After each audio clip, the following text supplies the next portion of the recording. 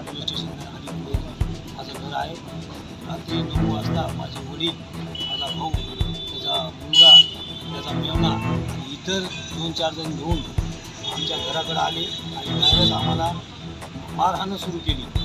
एवढं मारहाण सुरू केली, खाली पडून गळा दाबून याला मारून टाका, खतम करा, तुला खतम करतो असं बोलून अभद्र शब्द वापरून माझ्या पत्नीला कमरेमध्ये लाथा बुक्या खाली पाडून मारले, माणसाने मारले आणि जीव मारण्याची धमकी देऊन शिवीगाळ करून आम्हाला प्रशासन अर्ज दिल्यानंतर त्यांनी कलमा साध्या लावल्या. आम्ही दवाखान्यामध्ये असतानाच त्यांची सुटका बी झाली आणि सुटका झाल्या त्यांचा आम्हाला दबाव आला की याचं नाव काढ, त्याचं नाव काढ, नाही तर तुला खतम करू, मारून टाकू, असे माझ्या धमक्या देऊ लागले.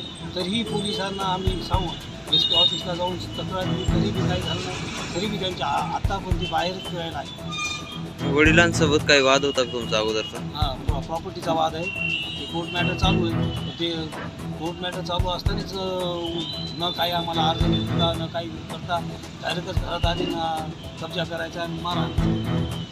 ठीक आहे. रामराव कदम, राहतो नवा मोंडा परभणी. तिथे येऊन आम्हाला सासरे आले, भाया आला, त्यांचा मुलगा आला, भायाचा मेहुणा आला, जाऊ आली. त्यांनी येऊन आम्हाला डायरेक्ट शिवीगाळ केली, मारायला सुरुवात केली, धमकी देऊ लागली, आम्ही तुम्हाला जीव मारू. माझ्या पतीला पण त्यांनी खूप मारलं, डोक्यात नस दबली, त्यांची पिशवी लागली, त्यांना अवघड जागेवर पण मारलं, त्यांनी छाती बसून गळा दाबू लागले.